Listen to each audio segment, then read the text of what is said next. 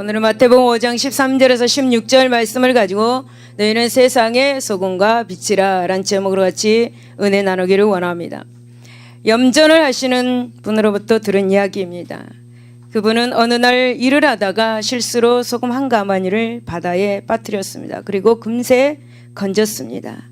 그런데 가마니 속에 있는 소금은 온데간데 없이 다 녹아버리고 말았습니다. 소금이 물에 잘 녹는 것은 알았지만은 김장 때 배추를 절이기 위해서 소금을 물에 녹일 때면 계속 몇 번을 휘젓고도 한참을 기다려야만 녹았기 때문에 그분은 굉장히 의아해졌습니다. 그러나 그분은 금세 깨달았습니다. 소금은 애초에 바다로부터 취한 것이기 때문에 담수에서와 빨리 금세 녹아버린다는 깨달음을 얻게 되었습니다. 그렇습니다. 바다로부터 취한 소금은 순전하게 구별되었다가도 바다를 만나면 금세 옛 모습으로 돌아가고 마는 것이 바로 소금입니다. 여러분, 이것은 우리 모든 성도들에게도 마찬가지입니다. 성도들은 세상에서 취한 존재입니다. 따라서 세상과 섞이기 시작하면 금세 예전의 모습으로 돌아가고 만다라는 거죠. 그래서 여러분, 성도들은 항상 세상의 유혹을 경계하면서 조심스럽게 자신을 살피지 않으면 자신의 구별됨을 순전하게 유지할 수가 없게 되죠. 그러면서 하나님께서는 우리에게 말씀을 하시죠. 너희들은 항상 말씀과 기도로 삶을 살아라. 그래야만이 옛 모습으로 돌아가지 않을 것이다 라고 그렇게 말씀하시죠. 여러분, 소금은 두 가지의 기능을 가지고 있습니다. 하나는 맛을 내는 기능이고 또 하나는 부패를 방지하는 기능입니다. 우린 모두 다 많이 들었습니다. 그러므로 예수님은 성도들을 소금에 비유한 것은 바로 죄로 오염된 이 세상을 성도들이 복음의 능력과 성결한 삶을 통해서 깨끗하게 정화해 나가야 할 것을 강조하면서 소금으로 비유하고 있는 것입니다. 그런데 여러분, 이 소금의 이 기능은 자신을 녹음으로써만이 가능합니다. 자신을 녹여야 한다라는 거죠. 그러니까 자신을 녹여야 한다라는 것은 결국 성도들이 세상을 아름답게, 가정을 아름답게, 교회를 아름답게 좋아 있는 곳으로 만들어가기 위해서는 철저한 자기 희생과 봉사의 삶을 살아야 한다라는 것입니다. 또 예수님은 빛에 대해서 말씀하고 있습니다. 빛은 여러분 어두움을 밝히는 기능을 합니다. 여러분, 예수님이 성도를 빛으로 비유한 것은 성도들이 흑암과 무지로 뒤덮여 있는 이 세상을 복음의 빛으로 밝혀야 하는 역할을 감당해야 함을 가리키기 위해서 성도를 빛으로 그렇게 비유하고 있는 것입니다.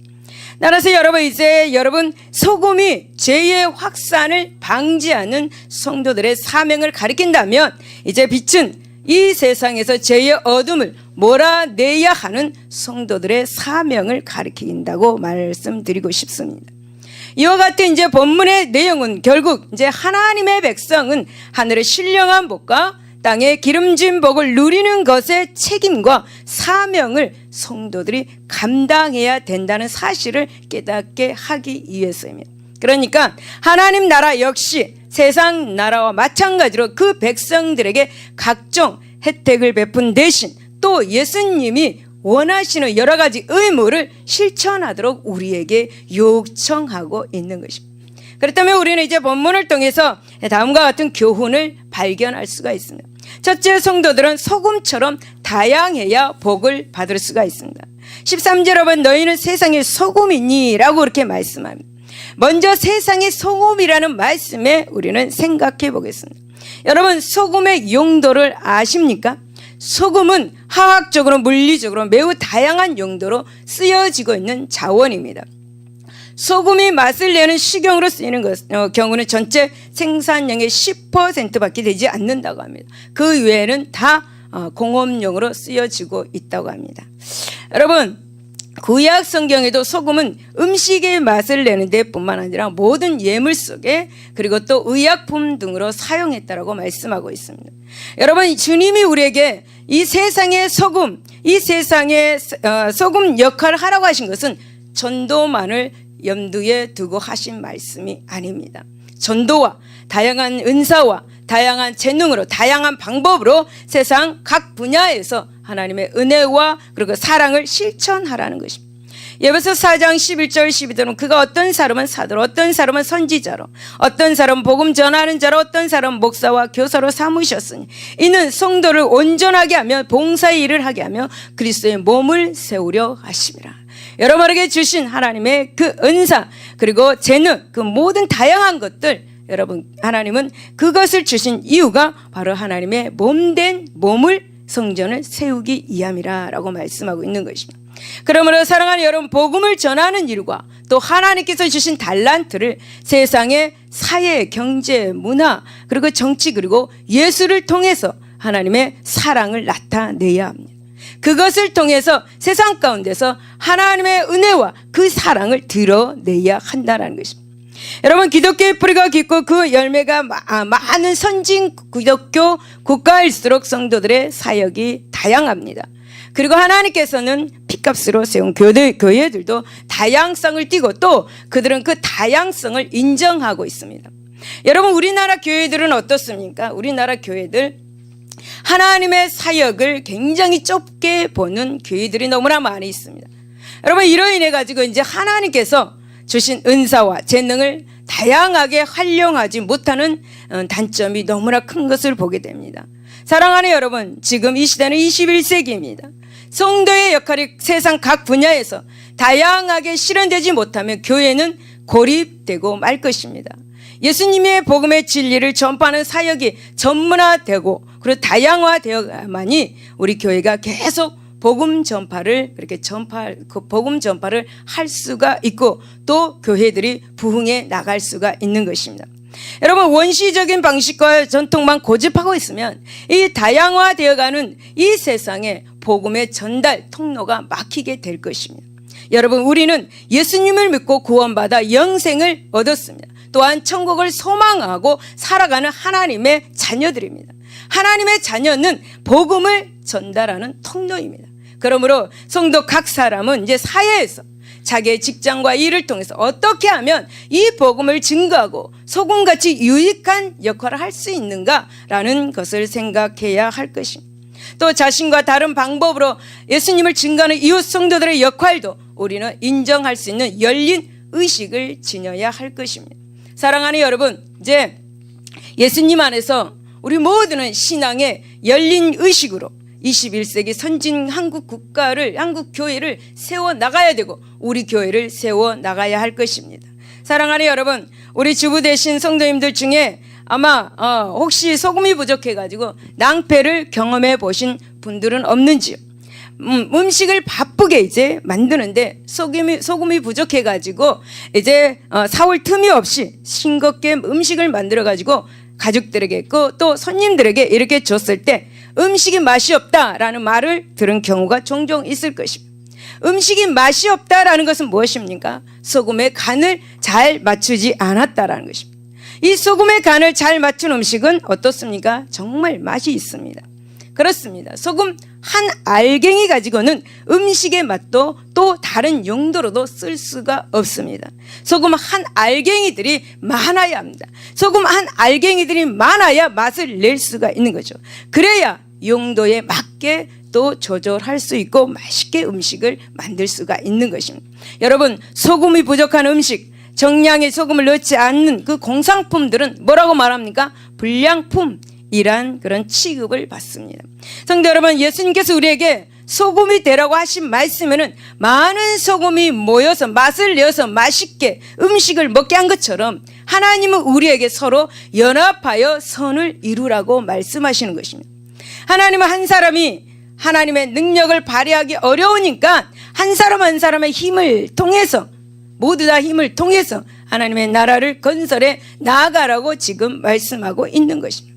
여러분, 소금 한 알갱이의 효력은 정말 미미합니다.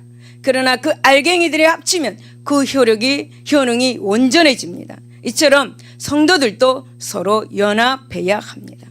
연합하여서 전도하고 연합하여서 구제하고 연합하여서 봉사도 하고 연합하여서 기도도 해야 그 효과 크고 온전한 그 하나님의 능력을 발휘하게 되는 것입니다. 여러분, 우라름 같은 강물은 아주 미미한 양으로도 여러분 큰 힘을 발휘할 수 있습니다. 그러나 소금은 여러분 서로 합쳐져야만이 큰 힘을 발휘할 수 있습니다. 성도 여러분, 한번 보십시오. 우리가 매스컴을 통해서 보면은 악한 일을 하고 불의를 행하는 일을 하는 사람들은 혼자서도 그 일을 하는 것을 볼 수 있습니다. 혼자서도 큰 일을 하는 것을 볼 수 있습니다. 그러나 여러분, 하나님의 일, 즉 선과 의를 이루는 일은 성도 혼자서는 이루기가 어렵습니다. 그러니 연합해야만이 온전히 하나님의 일을 이룰 수가 있다라는 거죠. 사랑하는 여러분, 초대교회의 극심한 박해와 궁핍합 속에서 그들이 어떻게 승리하고 성장했는지 아십니까? 서로 연합하여 도와주었기 때문입니다. 사도행전 4장 32절로 믿는 우리가 한 마음과 한 뜻이 되어 모든 물건을 서로 통용하고 자기 재물을 조금이라도 자기 것으로 하는 이가 하나도 없더라라고 말씀합니다. 한 마음으로 한 뜻으로 그렇게 했다라는 거죠. 여러분, 그들은 사도행전 11장에도 구제도 헌물도 연합하여서 거두었습니다.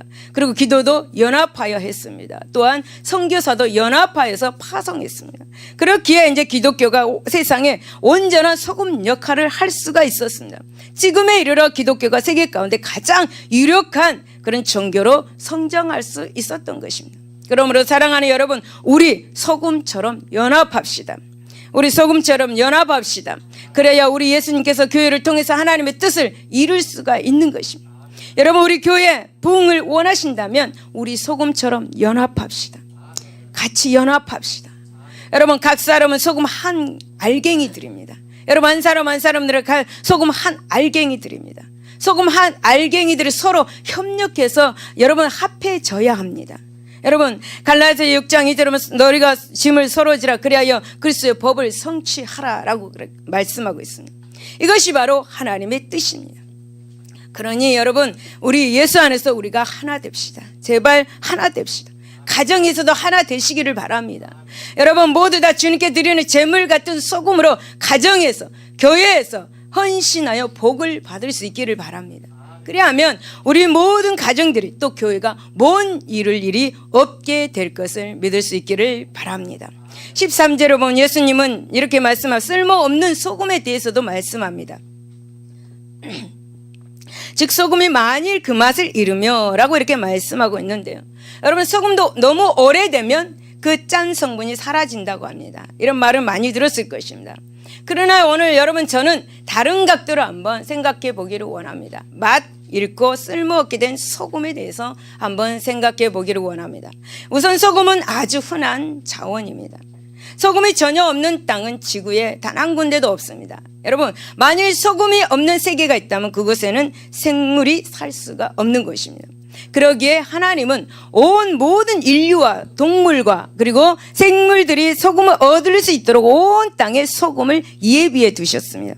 제가 언젠가 TV를 보게 되었습니다. 그것은 오직 아프리카입니다.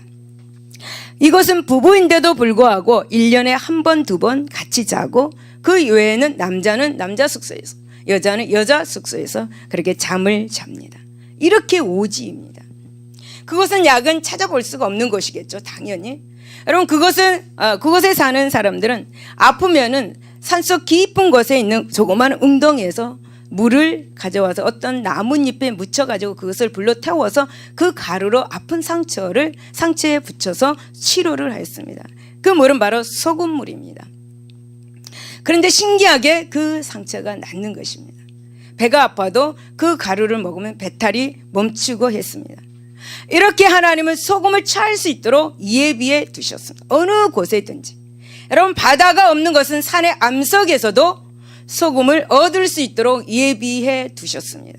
사랑하는 성도 여러분, 소금은 이렇게 중요한 역할을 합니다. 그러나 하나님은 소금을 이렇게 귀한 대접을 받게끔 창조하지 않았다는 사실도 우리는 알아야 합니다. 소금, 바로 우리를 말하는 것입니다.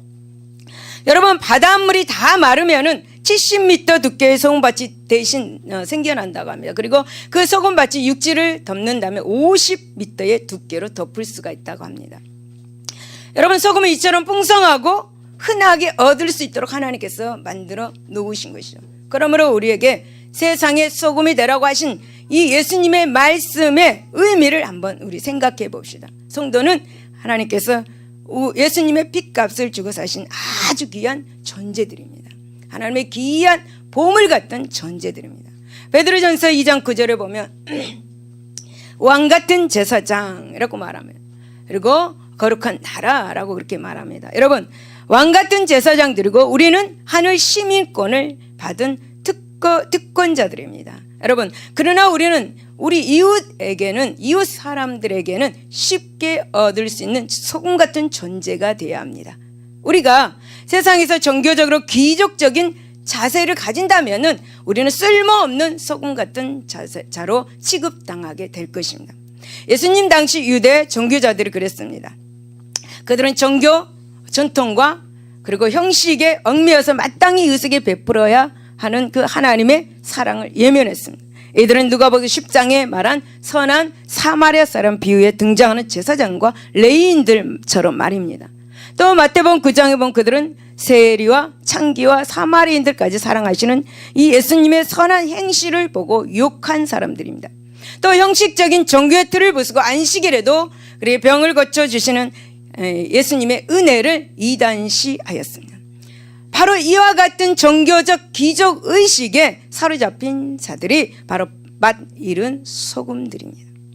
주님이 이 교훈들을 하신 이유는 그 당시 형식적이면서 선민이라는 그 귀족 의식에 붙잡혀 사는 많은 유대인들을 염두에 두고 하신 말씀입니다. 그 당시. 그러므로 사랑하는 성도 여러분, 우리도 하나님의 귀한 자녀라고 기족적인 행동을 하고 있지는 않은지 우리 자신의 마음과 생활을 한번 점검해 볼 수 있기를 바랍니다. 여러분, 하나님의 보석 같은 자녀라고 봉사할 것이 있는데도 불구하고 기적처럼 가만히 서서 보기만 하고 있는지 한번 생각해 보아야 합니다. 하나님을 섬긴다는 이 이유로 가족이나 친지나 이웃에게 까다로운 사람으로 여김받고 있지는 않은지, 하나님의 말씀을 따른다는 이유로 용서도 관용도 은혜도 없는 그런 냉정한 사람으로 사는 사람이 아닌지 한번 자신을 돌아볼 수 있는 이 시간, 이 기회가 되시기를 바랍니다. 우리는 여러분 하나님께 정말 귀한 자녀들입니다. 또 한편 여러분 그분의 청직이고 종이라는 사실도 여러분 기억할 수 있기를 바랍니다. 베드로전서 4장 10절은 각각 은사를 받은 대로 하나님의 여러 가지 은혜를 받은 선한 청지기같이 봉사하라라고 말씀합니다. 여러분, 우리 주님처럼 이웃을 겸손하게 섬기고 자신을 내어주는 사람이 되어야 합니다. 이와 같은 사람이 바로 곧 맛 있는 소금인 성도인 것입니다. 두 번째는 자기 희생을 피하는 사람은 복을 받지 못합니다. 여러분, 우리는 소금 같은 성도가 되려면 희생을 실천해야 한다는 말씀을 나눴습니다. 소금은 철저하게 자기를 희생함으로 그 진가를 발휘하는 것입니다. 발휘하는 그런 물질입니다. 설탕도 물론 그렇지만은 이 소금은 더욱 다른 물질에 녹아서 들어가야만 그 효력을 볼 수가 있죠. 하늘의 복과 그리고 땅의 복을 받기 위해서는 철저한 자기 희생이 따라야 합니다. 그냥 하나님은 주시지 않습니다. 여러분, 왜 예수님은 우리에게 세상의 다이아몬드나 보석이 되라고 말씀하시 아니하시고 소금같이 되라고 말씀을 하셨을까? 여러분, 그것은 바로 희생하는 삶을 살 것을 요구하고 있는 것입니다. 다시 말씀드리자면 보석처럼 다이아몬드처럼 귀하게 대접받으려 하지 말아라라는 것입니다. 즉 여러분, 더러운 곳, 추한 곳, 살맛 없는 곳, 그런 것에 녹아 들어가 맛을 내고 정화시키고 깨끗하게 만들라라는 것입니다. 그러니까 여러분, 희생하는 삶을 살아라라는 것입니다. 하나님은 희생을 지금 우리에게 요구하고 계시는 것입니다. 사랑하는 여러분, 예수님은 희생의 삶을 사셨습니다. 예수님께서 그 하늘 영광, 그 영광을 버리시고 이 땅에 종의 모습으로 오셨습니다. 그리고 십자가에서 우리를 위해서 그 보배로운 피를 흘려 주시면서 고난당하셨습니다. 예수님은 우리에게 당신이 희생한 이 삶을 산 것처럼 우리에게 희생의 삶을 살라고 말씀하고 있는 것입니다. 그러므로 예수 안에서 희생을 피하려고 하는 이들은 결코 복을 받을 수가 없습니다. 예수 안에서 희생을 피하려고 하면 소금 같은 성도가 될 수가 없는 것입니다. 하나님의 참된 자녀도 될 수가 없는 것입니다. 자기 자신, 자기 십자가를 지지 않는 신앙생활을 인정받을 수가 없는 것입니다. 마태복음 10장에서 그렇게 말씀하고 있습니다. 여러분, 아무리 마음으로 하나님의 진리를 사랑하고 이웃의 가치를 안다 해도 그 실천이 없으면 야고보서 2장 19절을 보면 바로 그것이 귀신의 신앙이라고 말씀하고 있습니다. 맛 잃은 소금 같은 존재라고 말씀하고 있는 것입니다. 그러므로 사랑하는 여러분, 소금의 가치는 녹는 데 있듯 우리 성도의 존재의 가치는 자기 희생을 통하여서 하나님의 사랑을 실천하는 데 있다는 단순하지만 가장 중요한 교훈을 우리가 늘 기억해야 할 줄로 믿습니다. 여러분, 14절에서 16절에 보면 예수님은 성도들을 세상의 빛이다라고 그렇게 말씀하신다. 이 말씀은 바로 성도들은 선하고 의롭고 모범이 되는 삶을 살아야 한다라는 말씀입니다. 여러분, 이 말씀은 우리가 많이 듣고 알고 있을 것입니다. 그러나 저는 이 말씀을 이렇게 한번 생각해 보겠습니다. 14절에 보면 너는 세상의 빛이라 산 위에 있는 동네가 숨겨지지 못할 것이요 라고 말씀합니다.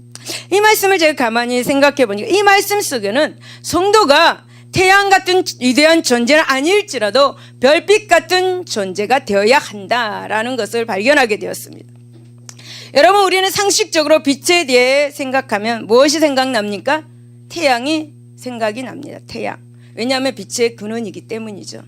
그러나 주께서 말씀하신 빛은 낮에 발광하는 태양빛이 아니다라는 거죠. 이 어둡고 무지한 제약 세상, 즉 기쁜 밤 같은 세상에서의 빛을 가리키는 것입니다. 빛은 밤에 필요합니다. 캄캄한 곳에 빛이 필요합니다. 저는 몇 년 전에 이런 꿈을 꾸었습니다. 저는 그때 당시 한 사람으로 말미암아 굉장히 억울한 고난 속에 있었습니다. 이 억울함 때문에 저는 기도를 하나님께 많이 하였습니다. 그런데 그때 꿈을 꾸게 되었는데 창문이 하나밖에 없는 캄캄한 지하방에 저는 서 있었습니다. 아무도 보이지도 않고 아무도 없는 느낌이었습니다. 그런데 갑자기 그 창문에서 빛이 엄청난 속도로 저를 비추고 그 순간 저는 앞에 있는 사람을 발견하는 동시에 그 사람은 사라지고 말았습니다. 그 사람은 저를 억울하게 했던 사람이었습니다. 여러분, 예수님은 세상의 빛이십니다. 또한 우리 또한 세상의 빛입니다. 여러분, 예수님은 우리가 세상의 빛이라고 말씀하고 계십니다. 예수님의 빛이듯이 세상에 와서 희생하셨듯이 우리도 빛으로서 세상에서 희생을 해야 한다는 것입니다. 여러분, 빛은 어떨 때 필요합니까? 캄캄한 밤 같은 장소에서 필요합니다. 그러므로 성도들은 밤에 빛을 제공하는 달이나 별과 같은 존재가 되어야 할 것입니다. 그 중에서도 성도들은 별과 같은 역할을 하는 존재들이라고 성경은 다니엘서 12장 3절에 말씀하고 있습니다. 지혜 있는 자는 궁창의 빛과 같이 빛날 것이요 많은 사람을 옳은 대로 돌아오게 하는 자는 별과 같이 영원토록 빛나리라 라고 말씀합니다. 그렇습니다. 여러분, 우리는 이 세상 어두운 세상의 별빛들이 되어야 합니다. 비록 태양 같은 위대한 발광체는 여러분 될 수 없습니다. 하지만 작고 미미하지만 수많은 밤길을 비춰주는 별 같은 존재들이 되어야 합니다. 여러분, 창세기 22장 17절에 보니까 내가 내게 큰 복을 주고 내 씨가 크게 변성한 하늘의 별과 같이 같고 바닷가의 모래와 같게 되리니 내 씨가 그 대적의 성문을 차지하리라 말씀합니다. 별은 희망과 꿈과 양심을 상징합니다. 여러분, 옛날에 시골에서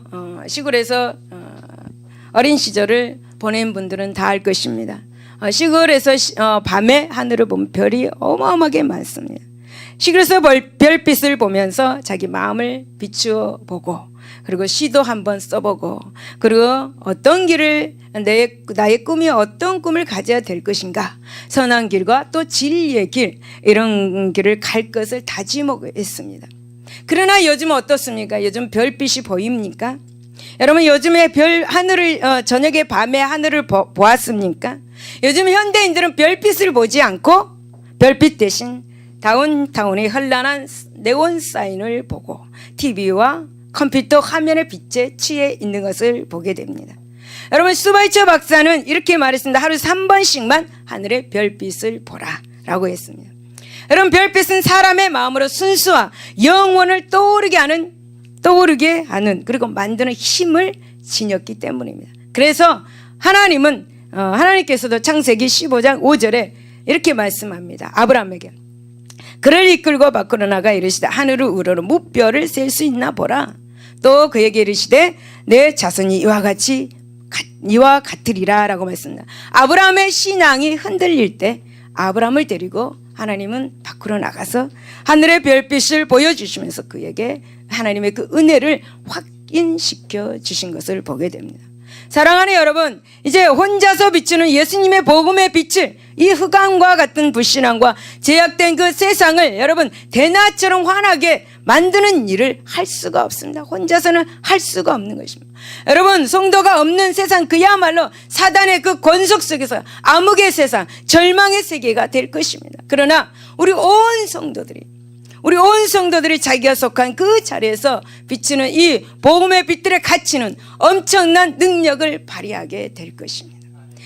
에베소서 5장 8절에 보면 너희가 전에는 어둠이더니 이제는 주 안에서 빛이라 빛의 자녀들처럼 행하라 라고 말씀합니다. 그러므로 사랑하는 여러분, 비록 미미할지라도 열심히 하나님의 말씀을 전하고 그리고 전도하고 진리와 선을 행하셔서 하늘의 별빛처럼 하늘의 영광의 빛을 사람들에게 비춰서 능히 하나님께로 갈 수 있는 길을 그들에게 찾을 수 있도록 인도해 주어야 할 것입니다. 세 번째는 이제 어둡고 그늘진 곳을 피하는 사람은 복을 받지 못합니다. 15절 예수님은 성도를 등불로 말씀하고 있습니다. 여러분, 등불은 밤에 필요한 도구입니다. 낮에는 등불이 필요 없습니다. 낮에는 태양이 있기 때문에 등불을 꺼야 합니다. 밤에 생활 필수품이 바로 등불입니다. 그러기에 주님은 이제 등불을 켜서 높은 등경 위에 두나니라고 강조하고 있습니다. 즉 등불을 켜는 시기는 밤이고 등불의 위치는 어디입니까? 온 방을 비출 수 있는 높은 장소입니다. 여러분, 이 말씀에서 세상에 비친 성도가 찾아갈 곳이 어디인지를 우리에게 안내해 주는 말씀입니다. 여러분, 사람들은 어두운 곳, 그늘진 곳을 여러분 기피합니다. 가난과 괴로움과 불행한 곳, 문제 있는 곳으로 가는 것을 싫어합니다. 사람들은 밝은 곳, 즉 풍요롭고 환경 좋은 곳으로 가고자 합니다. 여러분, 문제의 많은 가정의 자녀들은 가출합니다. 그들은 다 이유가 있겠죠. 또 병든 배우자를 버리고 가는 사람들도 많이 있습니다. 왜 그러겠습니까? 그곳에서 희생하는 일이 싫기 때문입니다. 그래서 희생하는 곳이 아니면 무언가를 얻는 곳, 자기에게 이익이 되는 곳을 찾아가려고 합니다. 이런 행동은 세상 사람들의 보편적인 속성입니다. 그렇다면 여러분, 우리 성도님들 세상적인 속성을 따라 살아야 하겠습니까? 아닙니다. 그렇게 자기 유익만 구하며 살려는 사람은 결코 세상의 등불과 빛이 될 수가 없습니다. 등불은 어둡고 그늘진 곳에 있어야 합당합니다. 우리는 등불입니다. 어둡고 그늘진 곳이 등불이 있는 자리입니다.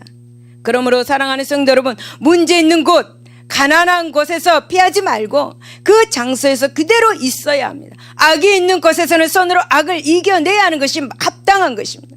불신앙이 있는 장소에서는 믿음의 선한 싸움을 싸워서 신앙의 장소로 변화시키는 것이 합당한 것입니다. 여러분, 이사야 61장 1절에 보면 주 여호와의 영이 내게 임하셨으니 이는 여호와께서 내게 기름을 부으사 가난한 자에게 아름다운 소식을 전하게 하려 하심이라. 나를 보내서 마음이 상한 자를 고치면 포로된 자에게 자유를 갇힌 자들에게 노임을 선포하며 말합니다. 사랑하는 여러분, 우리가 불신앙 있는 자리를 피하는 것이 아니라 마음이 상한 자를 고치고 포로된 자에게 자유를 주고 갇힌 자에게 노임을 선포하는 여러분 등불의 사명을 잘 감당할 수 있기를 바랍니다. 여러분, 사도 바울 어떻습니까? 선교지를 정한 것이 다 하나님을 알지 못하는 사람들이 사는 것입니다. 여러분, 우리 모든 성도들 중에는 자기 편한 것, 희생이 없는 것, 자기 취향에 맞는 계층만 선호하는 크리스천들이 너무나 많이 있습니다. 여러분, 이런 사람들을 빛이 되라는 주님의 명령에 불순종하는 사람들입니다. 성도는 이 땅에서 얻고 누리는 자로서 사는 존재가 아닙니다. 성도는 베풀고 섬기고 희생하는 사명을 지닌 하나님의 종들임을 기억할 수 있기 바랍니다. 여러분, 참된 성도라면 어느 곳에 가든지 어두운 사단 권세가 여러분 있음을 발견하게 될 것입니다. 또 이 땅에서 문제 없는 것은 어디에도 없습니다. 그러므로 오늘 내가 거하는 이곳에 문제와 불행이 있다 해도 회피하지 마십시오. 피하지 마십시오. 하나님의 은혜와 권능으로 무장하고 모든 문제들과 여러분 사단의 어두운 제약 권세를 정면으로 대적해서 물리치는 빛된 성도들이 되시기를 예수 이름으로 축복을 드립니다. 여러분 16절에 보면 성과 빛에 대한 결론이면서 성도의 존재 가치에 대해 말씀을 저희로 착한 행실을 보고 하늘에 계신 너희 아버지께 영광을 돌리게 하라 라고 말씀합니다. 즉 우리의 행실을 보고 불신세계 사람들로 하여금 하나님을 경배하고 영광을 돌리게끔 만들라라는 것입니다. 예수님은 우리들에게 대한 세상의 소금과 빛이라고 말씀하십니다. 즉 우리들의 세상의 생명 유지의 필수적 조건이라고 필수적 존재라고 말씀하고 있는 거죠. 여러분 소금과 빛은 세상에서 가장 흔하면서도 가장 귀한 것입니다. 사람들은 평상시에 그 점을 느끼지 못하죠. 그러나 사고를 당하거나 천재지변을 당하면 가장 절실하게 필요한 것이 바로 소금이고 빛이라는 사실입니다. 그리고 여러분 사고를 당하거나 병든 자들이 병원에 갔을 때 가장 먼저 공급한 것이 무엇인지 아십니까? 바로 렌겔 주사역입니다. 그것은 바로 다름 아닌 식염수입니다. 홍수나 화재 같은 그런 천재지변을 당해본 사람들의 빛이 얼마나 고마운지 알 것입니다. 마찬가지로 성도들은 이 세상의 빛과 소금으로서 이 세상의 영적 기반인 것을 여러분 믿을 수 있기 바랍니다. 여러분 13절을 보니까 소금의 그 맛을 입으러 무엇으로 짜게 하리오라고 말씀하신 것처럼 성도의 신앙이 없다면, 교회가 없다면 과연 무엇으로 이 세상을 하나님을 찾을 수가 있겠습니까? 또 빛 같은 그런 거룩한 성도의 행실이 없다면 이 세상은 선과 악 그리고 참된 것과 죄에 대한 기준법을 어디서 찾겠습니까? 이 세상의 영적 상태, 윤리적 상태가 이 정도로 남아 유지되고 있는 이유는 바로 소금과 빛 같은 우리 성도들이 있기 때문입니다. 여러분 만일 우리가 없으면 염분 없는 육체처럼 빛 없는 밤처럼 세상은 사단 권세 아래 잠식될 것입니다. 진실도 인간성도 곧 증발해버리고 말 것입니다. 이 땅은 소돔과 고모라 땅이 되고 말 것입니다. 사랑하는 여러분, 우리의 존재 가치가 이렇게 중요하고 귀중하다는 사실을 지금 예수님은 우리에게 강조하고 있는 것입니다. 여러분, 우리 성도가 타락하면 수많은 영혼들이 죽습니다. 또한 우리의 이기적인 생활태도 역시 결과는 같습니다. 사명에 게을러서도 마찬가지입니다. 우리는 이 세상에 예수 생명 유지체라는 사실을 잊지 마시기를 바랍니다. 우리의 신앙이 무너지고 맛을 잃고 빛을 발하지 않으면 허다한 사람들이 어떻게 합니까? 다 지옥으로, 영원한 지옥으로 빠지게 된다는 점을 명심하고 이제 세상의 소금과 빛의 사명을 감당하여서 하나님께서 주시고자 하는 많은 복을 받아 누리는 저와 여러분이 될 수 있기를 예수 이름으로 축원을 드립니다. 결론입니다. 세상에서 가장 아름다운 이야기 중에서 이런 글이 있었습니다. 설탕 같은 말을 하는 사람이 있고 소금 같은 말을 하는 사람이 있습니다. 나는 어떤 사람인가? 설탕인가? 소금인가? 한번 보시기 바랍니다. 설탕같이 일을 하는 사람이 있고 소금 같은 일을 하는 사람이 있습니다. 설탕 같은 삶을 사는 사람이 있고 소금 같은 삶을 사람이 있습니다. 눈에 보이지는 않지만 모든 바닷물에는 하얀 소금이 들어있듯이 우리 마음의 바다에도 소금이 많이 들어있습니다. 내 안에 있는 소금으로 사람들의 이야기에 맛을 내고 사람들의 사랑에 맛을 내고 사람들의 이름에 맛을 내도록 합시다. 설탕같이 흐려지는 이웃이 되지 말고 소금같이 분명해지는 이웃이 됩시다. 설탕같이 흔한 사람이 되지 말고 소금같이 귀중한 친구가 됩시다. 설탕같이 맛을 잃은 사람이 되지 말고 소금같이 맛을 얻는 사람이 되도록 노력합시다. 설탕은 없어도 살 수 있지만 소금이 없다면 살 수 없습니다. 여러분 예수님이 명령하신 세상에 소금과 빛이 됩시다. 그러므로 사랑하는 여러분, 이 불신앙의 인본주의 가치관과 이기심과 온갖 죄악으로 죽어가는 세상 사람들의 영혼의 생명수가 되어 줍시다. 사망의 그늘에 앉아있는 저 사망 중에서 흑암 중에 헤매는 저들의 영혼을 인도하는 자가 우리는 됩시다. 그러므로 여러분 세상의 소금과 빛의 사명을 감당하여서 하늘의 신령한 복과 땅의 기름진 복을 풍성히 받아서 풍성한 삶을 살 수 있기를 예수 이름으로 축원을 드립니다. 기도하겠습니다.